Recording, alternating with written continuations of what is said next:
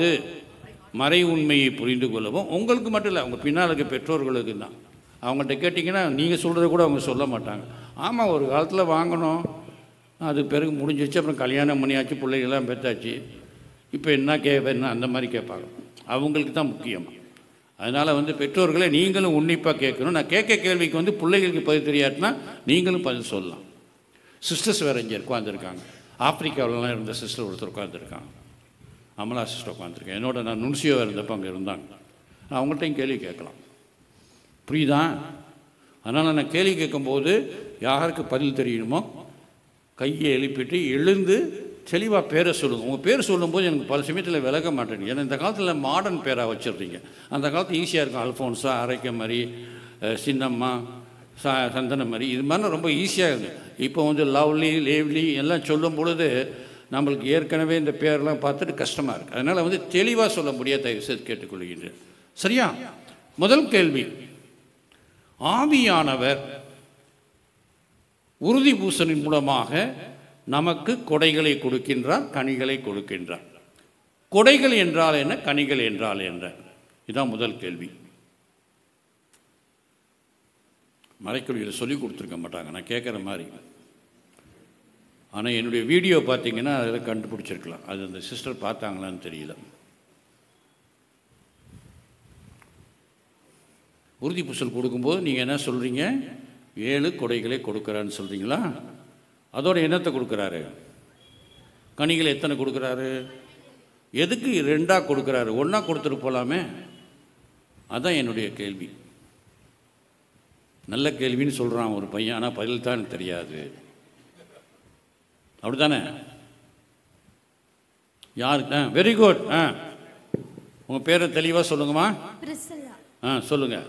கொடைகள் தூய் ஆவியா நமக்கு கொடுக்கறது, கனிகள் நம்ம வாழ்க்கையில செயல்படுத்தணும். எப்படி எதுக்கு கொடுக்குறாரு உங்களுக்கு? நீங்கள் ஏன் அதை பிறருக்கு கொடுக்குறீங்க? எப்படி கொடுக்குறாரு உங்களுக்கு? கிஃப்டா கொடுக்குறாரு. கிஃப்ட் தான், எல்லாமே நம்ம கிஃப்ட் தான். வாழ்க்கையை கிஃப்ட். உங்கள் அம்மா அப்பாட்ட இருந்தால் நீங்கள் வாழ்க்கையை கிஃப்டாக பெற்றிருக்கீங்க. கொடைகள் எதற்கு கொடுக்கப்படுகின்றது என்றால் நீங்கள் முழுமையான கிறிஸ்தவர்களாக மாற. விதைக்கப்பட்ட விதையானது தண்ணீர் ஊற்றி உரம் போட்டு எவ்வாறு வளர்கின்றதோ அதே போன்று நீங்களும் கிறிஸ்துவின் சாட்சிகளாக வளர்வதற்காக இந்த 7 கொடைகள். 7 கொடைகளை சொல்லுங்க பார்ப்போம். ஞானம், மெய்யுணர்வு, நுண்மதி, அறிவுரை திறன், ஆற்றல், இறைப்பற்று, இறையச்சம். சரி, இதில் முக்கியமானது கொடை என்ன? ஞானமும் இறையச்சமும். ஏன் ஒன்று மட்டும் இல்லை, 2 சேருது? இல்லை, இறையச்சம் மூலமாக தான் நம்ம ஞானம் பெறுறோம். அப்புறம் இறையச்சம் தானே முக்கியம். அதை முதல்ல சொல்லுங்க. கைத்தட்டிருங்க அந்த பாப்பா. சரி, இப்போ இவ்வாறு துறைகின்ற கொடைகளை இறைவன் நாம் ஒரு வளர்ச்சியடைந்த ஒரு மரமானது பூக்களை கொடுக்க வேண்டும், கனிகளை கொடுக்க வேண்டும். நாமும் கிறிஸ்துவின் சாட்சிகளாக மாற இந்த கனிகளை கொடுக்க வேண்டும். இந்த கனிகள் எத்தனை? பையன்கள்ட்ட கேட்போம். What are all the fruits? தாத்தாட்ட கேட்குறான் பின்னால் திரும்பி. அவர் பாவம் என்ன செய்வார்?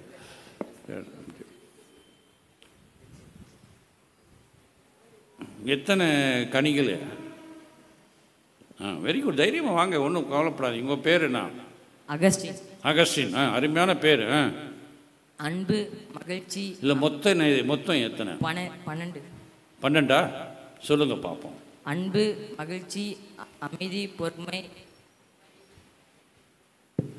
பரிவு, நன்னயம், நம்பிக்கை, தன்னடக்கணம், பணிவிநயம், கனிவு, பணிவிநயம், தாராளகுணம், நிறை கற்பு. சரி, இது 12 சொல்லிட்டீங்க. இந்த 12ல் வெறும் முக்கியமானது என்ன உங்களை பொறுத்த வரைக்கும் அகஸ்டின்? அன்பு. நிறைய பசங்க என்ன சொல்ல, தன்னடக்கம் தேவைன்றான். என்னத்தையும் நிறைய இல்லை. ஐயனா ஒருத்தர் அந்த பதில் தான் சொன்னான். பங்கசாமியில் உட்காந்துருக்காரு இங்கே. அன்பு தானா? ஏன் சொல்லுங்க. என்ன நினைக்கிறீங்க அகஸ்டின்? சொல்லுங்க. அதுக்கு மேலே என்ன சொல்கிறது இருக்குது? சரி, இப்போ யாராச்சும் பெண்கள் பக்கம் வரலாம்.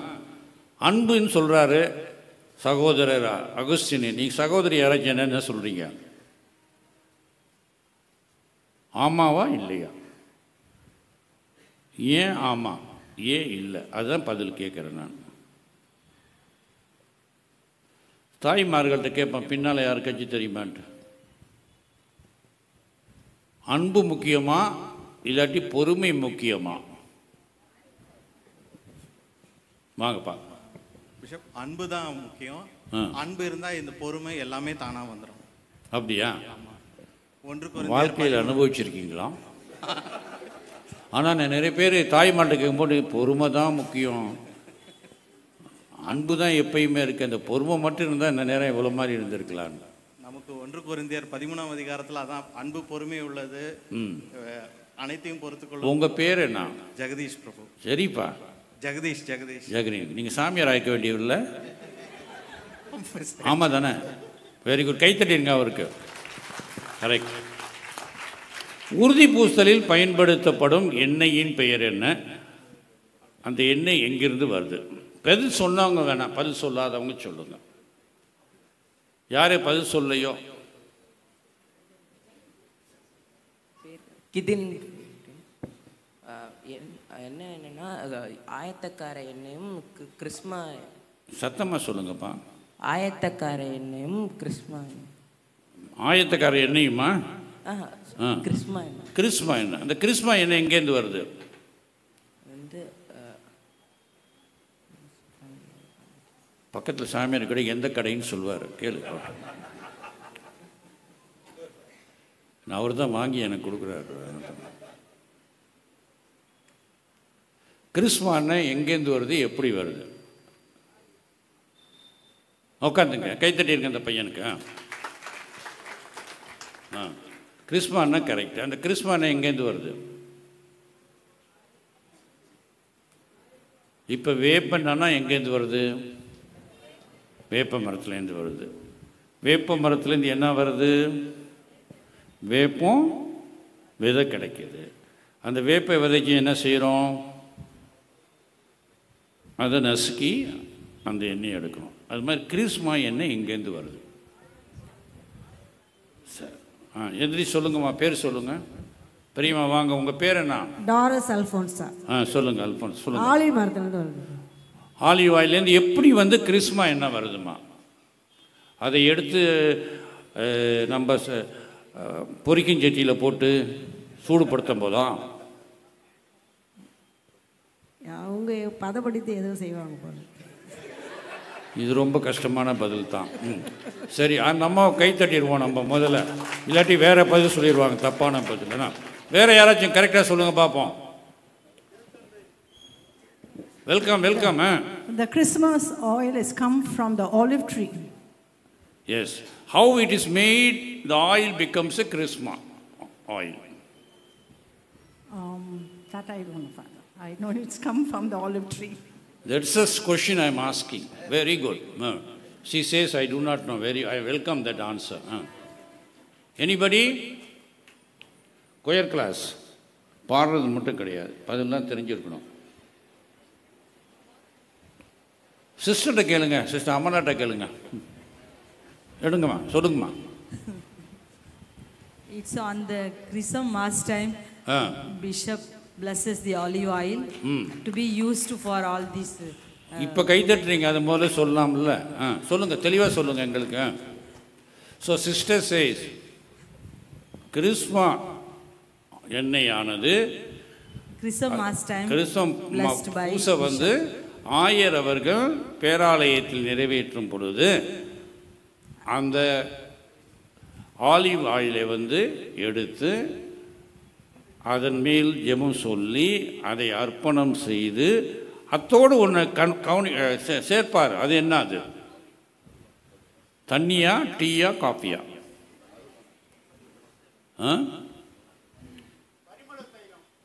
நறுமண தைலம். பாதி பறிக்கா சொல்லிட்டேன். அதனால தான் கொயர் கிளாஸில் உட்காந்துருக்கேன். பால்சம் என்ன? நறுமண தைலத்தை சேர்த்து ஜெபித்து மன்றாடி. சிஸ்டர் கை தட்டிருங்க. அதை அர்ச்சித்து அதன் மேல் 3 முறை ஊதுவார் தூய ஆவியார் நிறைந்தவர். அப்பொழுது அந்த எண்ணெய், இந்த கிறிஸ்மா எண்ணெய் எந்தெந்த அருட்சாதனங்களில் பயன்படுத்தப்படுகின்றது? What are all the sacraments where we use chrism oil? பதில் சொல்லாதவங்க சொல்லுங்க. என் பேர் தீப்தி. தீப்தியா? தீப்தி. சரி, தெரியல, அதே இருக்கட்டும். திருமுழுக்கு மற்றும் உறுதி பூசுதல். மற்ற இடத்துல யூஸ் பண்ணுறதில்ல. திருமணத்தில்? குருத்துவம். குருத்துவத்திலையா? திருமணத்தில் வேணாமா? உங்கள் அம்மா அப்பாட்ட கேட்டது இல்லையா? தெரியல. வேணாம். ஏன் அங்கே வேணாம் திருமணத்துக்கு?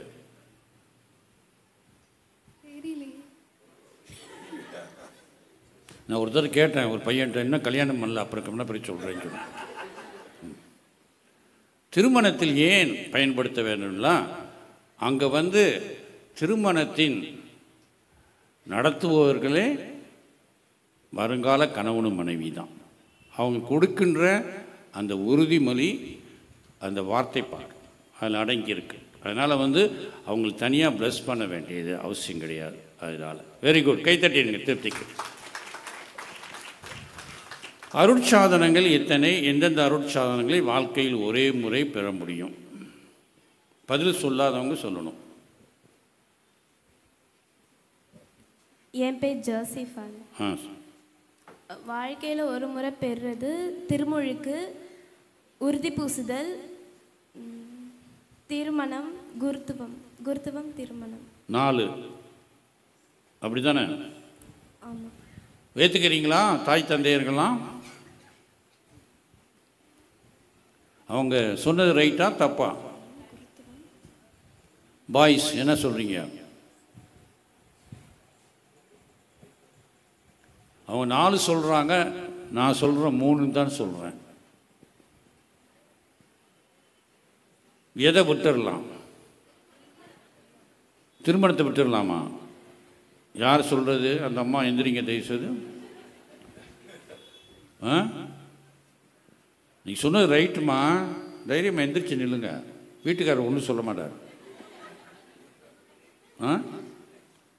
திருமணம் உட்காருங்க, கைத்தட்டிங்க இந்த பாப்பா. திருமணம் 2 முறை 3 முறை பண்ணக்கூடிய வாய்ப்பு இருக்கின்றது. எப்பொழுது கணவனோ மனைவியோ இயற்கையில் இறந்து விட்டார்களோ, தனியாக வாழுகின்ற அந்த நபர் விரும்பினால் மீண்டும் திருமணம் செய்து கொள்ளலாம். கடைசி கேள்வி, முக்கியமான கேள்வி. தூய ஆவியானவர் புறாவா, காற்றா, தீ பிளம்பா?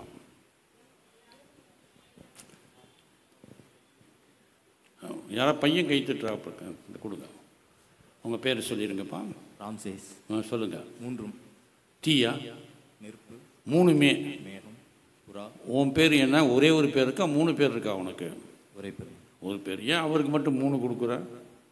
அவங்க புறா வடிவில் வந்திருக்கிறாங்க, காற்றா வந்திருக்காங்க. கரெக்டான ஆன்சர் என்ன யாராச்சும் தெரியுமா? ஃபாதர் இருந்தா அங்கே ஒரு சகோதரி கடைசி பார்ப்போம். தைரியமாவா, எந்திரிச்சுவா. பேர் சொல்லு. யாஷினி. ரான்சிவா சொல்லுங்க. எல்லா வடிவத்திலையும் வந்திருக்காரு. ஏன் அப்படி எல்லா வடிவத்திலும் வராரு? பைபிள். இதுதான் ப்ராப்ளமே. ஆமாம், அப்பப்போ மாற்றி மாற்றி காட்டிக்கிறாரு. அப்படி தானே? அப்படி தானே? அவர் புறாவா, தீயா, காற்றான்னு கேட்டார். அவர் 3மே கிடையாது. அவர் யார்? புனிதரா?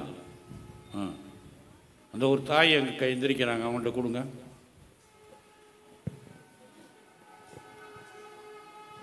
என் பெயர் பிரேமலதா. மூவருள் கடவுள்ல 3ஆவதா இருக்கிறவர் தூய ஆவியார். கடவுள் 3வது ஆளாகிய இருக்கவர் கடவுள். அதனால தூய ஆவியானவர் 3ஆம் ஆள். அவர் தன்னையே வெளிப்படுத்துகிற விதம்தான். சில சமயங்களில் புறாவா அமைதி சின்னமா, பிழம்பு எரிக்கின்ற தனிமையாக, காற்று உயிர் தருகின்ற காற்றாகவோ, அல்லது வெப்பத்தை உண்டாக்கி காற்றாவோ பல வகையில் கொடுக்கிறார். அதனால் அவர் 3ஆம் ஆளாகிய கடவுள் அவர் தன்னை வெளிப்படுத்துகின்ற விதத்தில் வெவ்வேறாக இருக்கிற சகோதரி கைத்தட்டிடுங்கள். எனவே அன்புக்குரிய பிள்ளைகளே, இப்பொழுது நாம் அனைவரும் ஒன்றாக இணைந்து ஆவியானவரின் அருளை நமது பிள்ளைகளுக்கு பெற ஜெபிப்போம். அன்னை மரியாளோடு இணைந்து ஜெபித்த அப்போஸ்தலர்களை போன்று நாம் ஒருமனப்பட்டு இறை அருளை நாடி இந்த புனித நிகழ்வுகளிலே பங்கு பெற அன்புடன் உங்களை அழைக்கின்றோம். ஆமென்.